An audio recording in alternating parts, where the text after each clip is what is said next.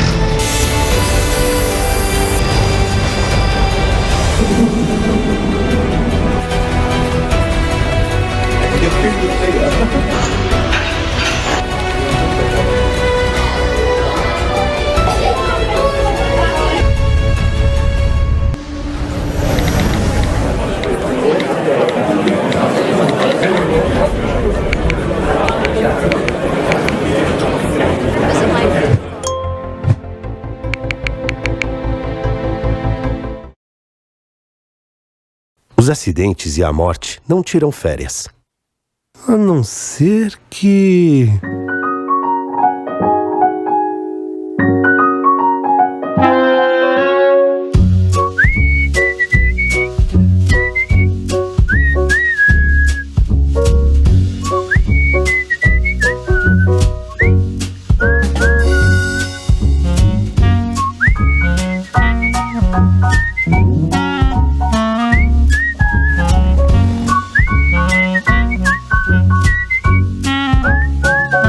Trânsito, dê férias para a morte. Atenção redobrada aos itens de segurança. Detran, Governo do Estado de São Paulo.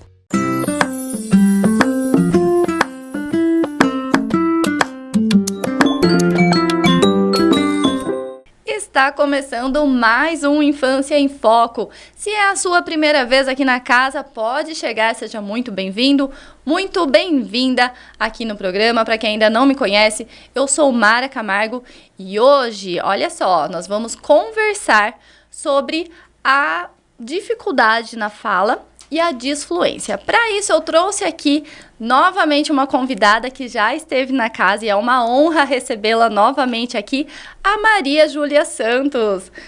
Maju, aliás, né? Eu quero te chamar de Maju. Seja muito bem-vinda. Muito obrigada pelo convite novamente, é um prazer. Eu falo Maju porque eu já tô íntima, viu, gente? É a segunda vez aqui, então já é assim por apelido, carinhoso, tudo, e vamos seguindo.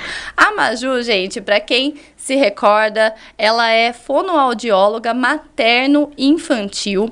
Ela também atua na amamentação, introdução alimentar, disfunções motoras orais, que a gente vai conhecer melhor agora o que é, as dificuldades de fala e linguagem e atende o público de 0 a 10 anos. Para quem não sabe também, a Maju é idealizadora do Espaço Nino, que eu também vou querer conhecer um pouco mais agora, saber o que é o Espaço Nino. Vamos começar já tirando essa dúvida minha? Vamos, é um prazer falar a respeito disso, é um projeto que tem pouco tempo, nós estamos crescendo aos poucos, mas é um espaço terapêutico que fica localizado na cidade de Araras, e lá nós realizamos atendimentos voltados ao público infantil. Então, nós contamos com uma fisioterapeuta neuroinfantil, eu atuo como fono materno-infantil, temos nutricionista materno-infantil, uma psicóloga que atua com a demanda infanto-juvenil e uma neuropsicóloga também.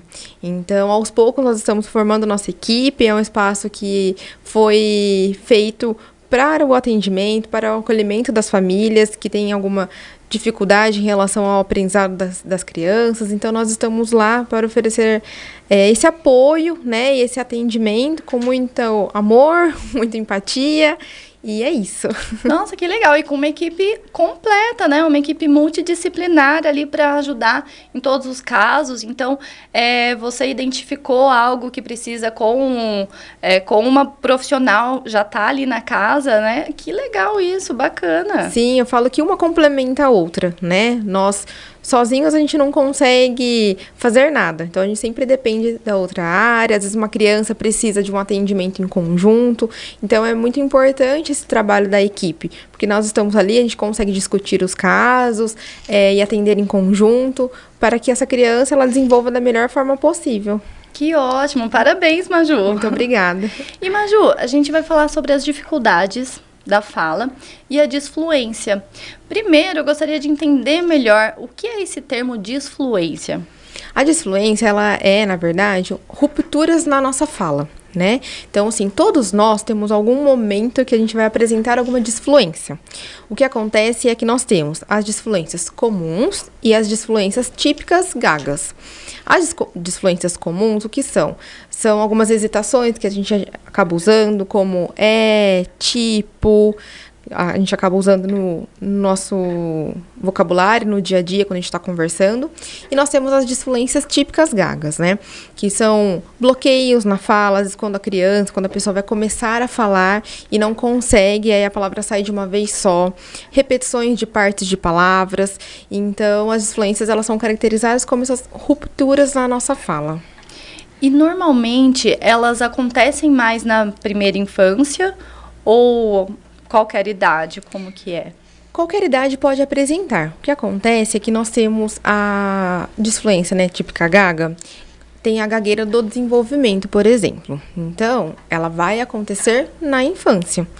Temos ali por volta de 2 a 3 anos, as crianças, elas acabam apresentando algumas disfluências, mas a gente tem que prestar atenção, porque muitas vezes isso faz parte do processo de aquisição de vocabulário dessa criança.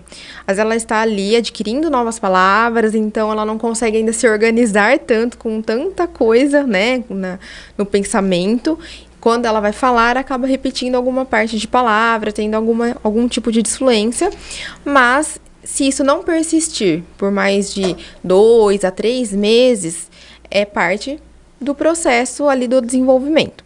Quando isso persiste, quando a gente percebe que essa criança tem alguns movimentos corporais associados à fala, alguma tensão, se os pais percebem que isso vem piorando, aí ela já é caracterizada como uma gagueira de fato, né? E aí a criança vai levar isso para a vida dela. Por isso que é importante a intervenção o mais precoce possível. E quais que podem ser, que você percebe, que podem ser as causas disso? Ela vem de uma forma mais fisiológica, genética, ou pode estar relacionado também com a forma, com o ambiente da criança, né? O ambiente socioemocional, o ambiente em que ela está, os contatos que ela tem com o desenvolvimento num contexto geral. A gagueira, ela ainda não foi identificada uma causa específica. Nós entendemos hoje que ela é multifatorial. Ela pode acontecer por várias questões. Às vezes uma questão de genética, às vezes uma questão ali de nervoso daquela criança naquele momento. Pode acontecer por relações a questões emocionais. Então, ela é multifatorial, onde nós não temos ainda uma causa específica disso. O que nós sabemos é que o fator genético, ele tem uma prevalência muito grande. E aí nós conseguimos já identificar, então, quando uma mãe chega com alguma queixa relacionada a isso, eu já consigo orientar. Lógico que a gente precisa avaliar para entender o que está acontecendo de fato, mas a gente já consegue orientar, porque muitas vezes ou é parte do desenvolvimento, mas aí quando os pais me trazem, tem na família, já levantam mais um ponto ali, um alerta, para que talvez de fato seja uma gagueira.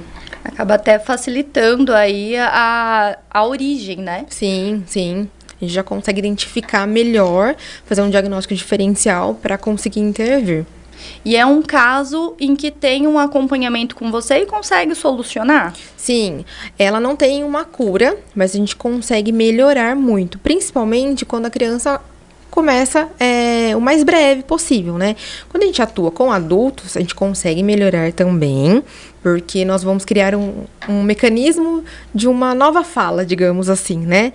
Então, se o adulto, se a criança apresenta muitos bloqueios na sua fala, muitas repetições, a gente consegue passar algumas orientações para que ele consiga falar melhor e às vezes a gente nem percebe que aquela pessoa ela é gaga. Mas quando a gente atua direto com as crianças, principalmente, tem aquele período de neuroplasticidade. Então, ela consegue absorver melhor essa informação. Provavelmente, a gente consegue melhorar muito essa disfluência, né? Fazendo com que ela aprenda um novo jeito de falar, por exemplo, e melhore muito a ponto de a gente não conseguir identificar que aquela criança é gaga. Que ótimo saber de tudo isso. E eu fico aqui com uma dúvida agora, a questão da idade. Sabe por quê, Maju? A gente tem a tendência a confundir. Tem algumas idades que é o esperado da criança, né? Ela está aprendendo novas palavras, ainda é um universo novo para ela. Então, tem o período em que ela está nesse contato. E eu acredito que tenha também a relação de a quantidade de pessoas com que ela se relaciona, que engloba ali o mundo dela, né? Mas, em que momento, porque falando também agora, entrando um pouco mais no contexto da dificuldade da fala, o que é esperado das crianças? Porque ela tem os marcos ali de desenvolvimento da fala também. E eu acho importante trazer esse contexto para cá, para que os pais já saibam aquilo que é o esperado e aquilo que já começa a ficar um alerta. Primeiro, vamos falar um pouco sobre os marcos de desenvolvimento. Você trazer para a gente os principais marcos. Sim, tem muitos pais que quando me procuram, falam bastante, né? Ah, mas cada criança tem seu tempo. Sim, cada criança tem seu tempo dentro dos marcos do desenvolvimento, né? Quando essa criança foge muito daquilo que é esperado, então já acende um alerta.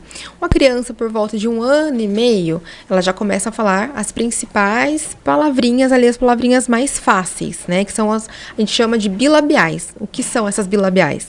Então, são os fonemas P, M, porque tem o contato dos lábios, são fonemas mais fáceis para ela produzir. Então, mamã, papá, é quando ela começa a desenvolver. Aos 2 anos, a gente já espera que essa criança já esteja pronunciando frases simples. Nenê quer mais. Depois, ali por volta de uns 2 anos e meio, começam as frases mais complexas, né? Frases com 3 palavrinhas, pelo menos.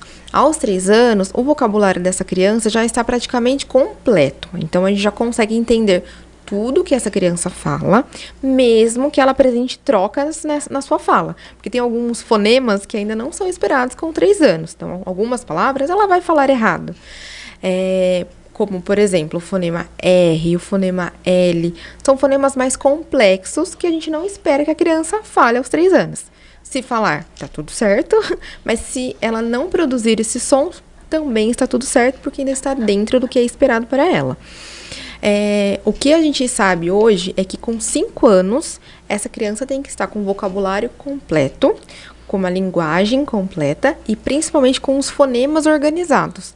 Então, se a criança tem 5 anos e ainda troca algum som, é importante fazer uma avaliação para a gente entender qual som e já intervir. Até uma criança com 4 anos é interessante, e crianças com 3 anos, 2 anos, 3 anos, que não falam nada, é importante também a gente avaliar, porque hoje a gente entende que a intervenção precoce é o melhor caminho. Porque entra aquela questão da neuroplasticidade. A gente já consegue fazer essa intervenção para que a criança consiga desenvolver o melhor possível, para que lá na frente ela não tenha outras dificuldades também. Perfeito, Maju.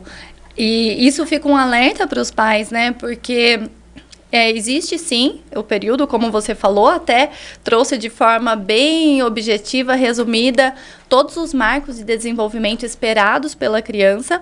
Só que também tem um tempo, e nós, pais, precisamos ficar em alerta o tempo todo para saber se estão no processo de desenvolvimento ou não, e se é hora ou não de procurar uma profissional. E Maju, a gente vai conversar mais sobre esse processo seu de trabalho, de desenvolvimento na fala das crianças, como que os pais podem ajudar em casa também, mas eu vou deixar para depois dos comerciais. Fica aí que a gente já volta.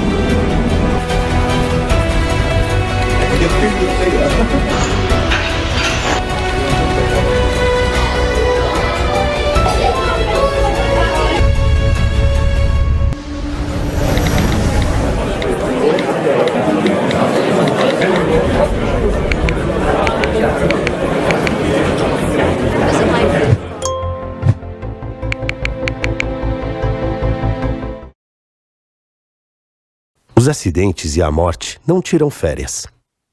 A não ser que...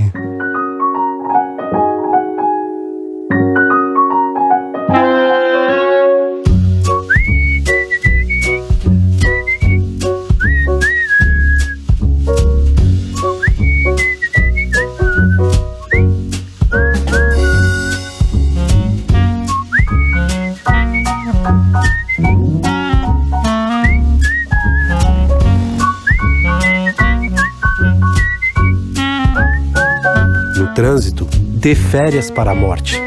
Atenção redobrada aos itens de segurança. Detran, Governo do Estado de São Paulo.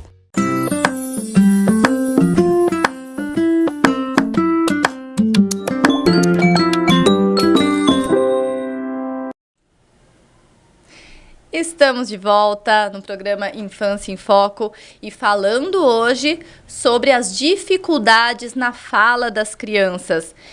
Antes de voltar com a nossa especialista no assunto, eu tenho um recado bem especial para dar para você da Escola Primeiros Passos. A Escola Primeiros Passos é focada em educação infantil, atendendo crianças dos 4 meses aos 6 anos de idade, integrando no ambiente educacional o melhor de 2 mundos, cuidado e educação.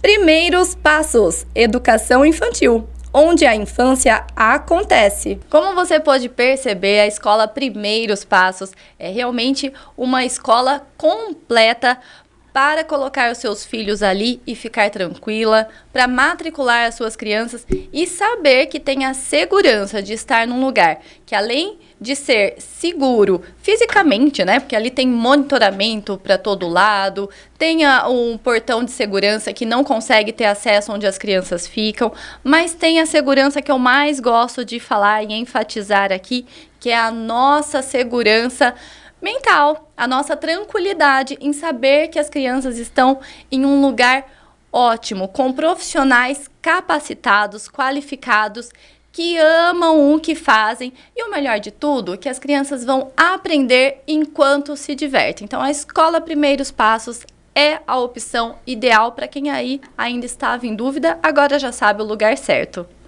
E agora sim, voltando aqui, o nosso bate-papo com a Maju, que é fonoaudióloga, e conversando sobre a dificuldade da fala. Maju, a dificuldade da fala, a gente já chegou a conversar um pouquinho aqui antes, né, sobre isso, mas sobre as dificuldades da fala, existem algumas explicações aí por trás também, que nós podemos ajudar a evitar, a melhorar esse progresso, e uma delas que você trouxe é sobre a fase da introdução alimentar. Então, é sobre isso que eu gostaria de conversar um pouquinho agora. Nós sabemos que a fase de introdução alimentar ela é de extrema importância para a criança, né? É onde ela vai experimentar um novo mundo, né? E aí entra a questão da mastigação. Por isso que é importante os pais oferecerem diferentes texturas e consistências para que essa criança vá evoluindo aos poucos e consiga, por meio da mastigação, fortalecer toda essa musculatura oral. Por que, né, é importante fortalecer? Porque depois vem o processo de fala. E no processo de fala, a gente precisa que essa musculatura oral ela seja organizada e trabalhando de forma conjunta, para que consiga falar os fonemas de forma adequada. Tem alguns fonemas que são mais difíceis pra gente. Então, tem alguns que precisam elevar língua, vibrar. E se a criança tem uma flacidez dessa musculatura, ela vai acabar tendo prejuízos quando ela for chegando à fase de pronunciar esses fonemas. Por isso que é importante que vá evoluindo para fortalecer e que depois a criança esteja trabalhando de forma adequada, né? Essa musculatura esteja trabalhando de forma adequada para que consiga pronunciar também. Perfeito, Maju. Olha só que interessante, né? Quem diria que a mastigação, que parece ser algo tão simples, intuitivo do ser humano, é algo que depois teria tanta relação com um momento importante, com uma fase importante como essa, que é o processo da fala. E falando em fala, uma coisa que a gente confunde bastante, e agora para não deixar mais dúvida, qual que é a diferença entre fala e a linguagem? A fala, na verdade, ela é um dos componentes da linguagem, né? Então, a linguagem, ela abrange como é a dinâmica de comunicação dessa criança, seja por meio de gestos, por meio de um olhar, tem a comunicação verbal e não verbal, isso tudo é linguagem. E a fala, ela diz a respeito à fonética, aos fonemas, como que é a pronúncia de cada som. Então, quando a gente fala, uma criança está com um atraso no desenvolvimento de linguagem, a gente precisa entender o que está ocasionando esse atraso, né? O que ela não produz, como que é essa comunicação dessa criança. E quando ela tem alteração de fala, é alteração fonológica, alguma dificuldade em pronunciar determinados fonemas. Então, a linguagem é um exemplo. A língua portuguesa, nós falamos fluentemente, a gente pode chamar como linguagem, né, na vida adulta. Das crianças, como você acabou de falar, até a linguagem, por exemplo, uma linguagem dela, ela vai olhar para um copo de água e vai falar dá. A gente já entendeu o que é água. Ah, isso também é uma dúvida que eu tenho, viu? Que esse fato de nós atendermos, porque a gente entende, principalmente mãe, né, pai que já está convivendo ali com a criança, começa a entender a linguagem deles. E com isso, a gente atende ao pedido deles, consegue se comunicar. Porém, qual que é a minha dúvida? A gente, de prontidão, ela não falou a palavra água, por exemplo, e você já oferece. Isso pode atrapalhar o processo dela com a linguagem? O que, na verdade, acaba acontecendo muitas vezes, de fato isso, né? Os pais, as mães já entendem, então acabam entregando. Muitas vezes a criança apenas apontou e a gente já está ali oferecendo aquilo. O que eu sempre oriento os pais é que use o dia a dia para estimular essa linguagem dessa criança. Então, nessa situação do copo de água, não force a criança. Tem muitas vezes que a gente faz, né? Não, eu só vou te dar a água quando você pedir. Fala comigo, água. Não vamos fazer dessa forma. Vamos trazer de uma forma um pouco mais leve para a criança, mostrando a palavra. Porque a criança, ela aprende por meio de modelo. Então, você quer água? Vou te dar a sua água. Toma aqui a sua água. Nossa, essa água tá gelada. Então, olha quantos vocabulários a gente trouxe diante de uma situação só que aconteceu. Então, evitar de já entregar de imediato aquilo que a criança, por mais que a gente entenda, né, já entregar de imediato para a criança, tente usar aquela situação com aquela palavra-alvo, que nesse caso específico era água, de falar mais vezes, apresentando outros vocabulários, outras palavras, e aí entrega. Porque aos poucos a criança vai identificando e ela vai conseguindo adquirir essas outras palavras também. Ai, que ótimo. Agora entendi, então, porque eu tinha bem essa dúvida. E até chegaram a me falar, ó, quando o seu filho começar vai chegar uma hora que eles ficam danadinhos, eles começam a pedir, apontar o dedo e você dá, e aí, isso vai atrasando com o tempo dele se comunicar. Porque o fato de nós entendermos a linguagem dele não significa que nós já nos tornamos ali, já tem um diálogo legal que funciona para os dois, porque precisa funcionar para eles também, né? E já aproveitando esse gancho em que a gente está falando sobre os pais ajudarem os filhos nesse processo em casa, o que mais que a gente pode fazer para eles e de forma como você falou, que eu considero mais importante, entrar no universo deles, esquecer um pouquinho o que é adulto, porque somos nós que temos que trazer a criança para o nosso mundo dessa forma, né? Eu acredito que o nosso portal ali é o lúdico, são as brincadeiras, para que para que a gente consiga, né, fazer esse processo de aprendizado. No momento da linguagem, o que a gente pode fazer de diferente ali com as crianças no dia a dia para que elas se tornem cada vez melhores nisso, para que ajude nesse processo? Eu sempre comento que usar o dia a dia, a rotina do dia a dia, para estimular a linguagem é o ideal. Então, ali na hora das refeições, nossa, o que você está comendo? Olha quanta coisa gostosa que tem no seu prato. Tornar tudo interessante, tudo né? interessante. Nomear o que você tem ali. Na hora do banho, cadê o seu pé? Nossa, tá sujo esse pé, né? Você tá ali interagindo, brincando com a criança e trazendo novas palavras.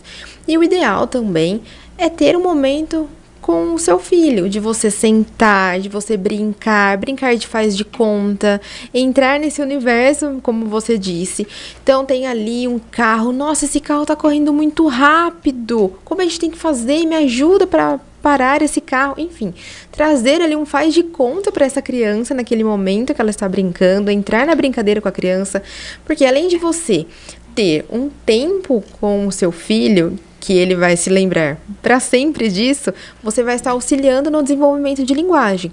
Além de contação de histórias, não precisa necessariamente contar a história na sequência. Então, a história da Chapeuzinho Vermelho, né? Porque muitas vezes a criança ela não vai se manter atenta na história no livro todo, por exemplo. Ainda mais depende das idades, né? Porque eles têm um tempo de atenção esperado para cada idade.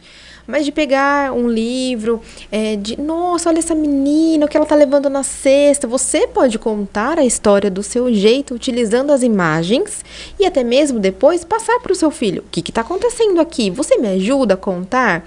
Então, histórias, brincadeiras, músicas infantis é de extrema importância. E também orientar a respeito do uso de telas. Hoje nós vivemos em um mundo que é muito tecnológico, né? Então, a gente não consegue privar essas crianças do uso de tela.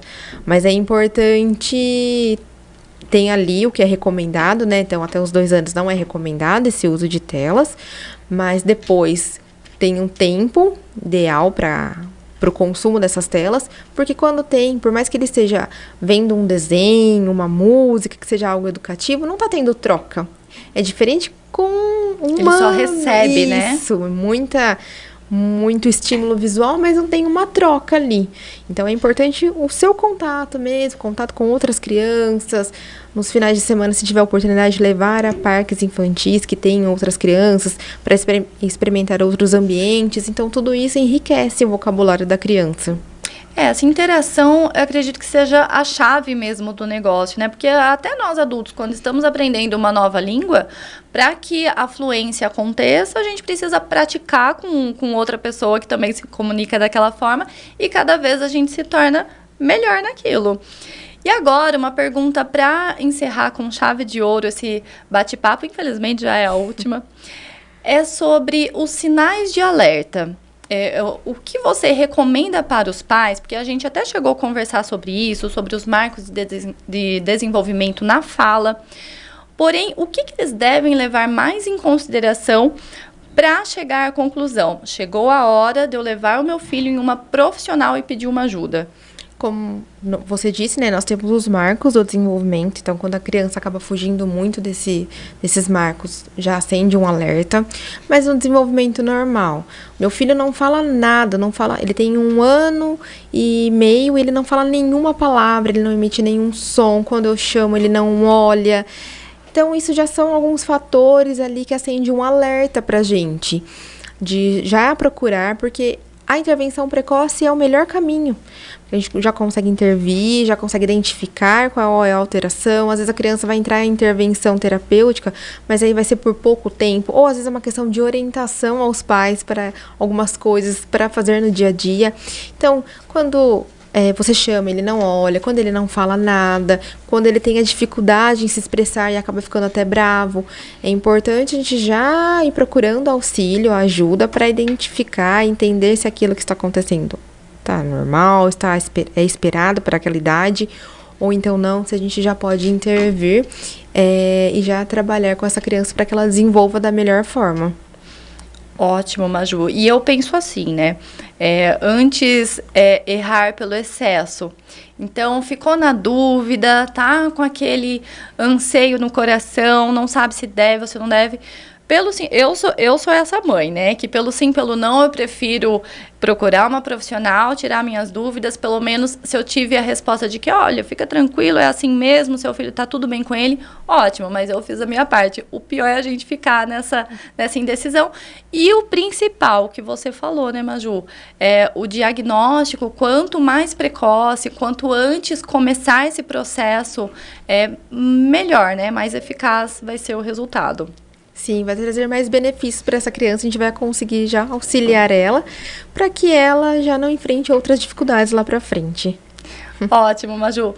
Muito obrigada. A gente vai encerrando por aqui a nossa entrevista, mas eu quero te agradecer de todo o coração por você ter aceitado mais uma vez estar aqui presente neste programa, ajudando tantas famílias com todas essas informações que você trouxe. Eu que agradeço o convite, super especial. Muito obrigada.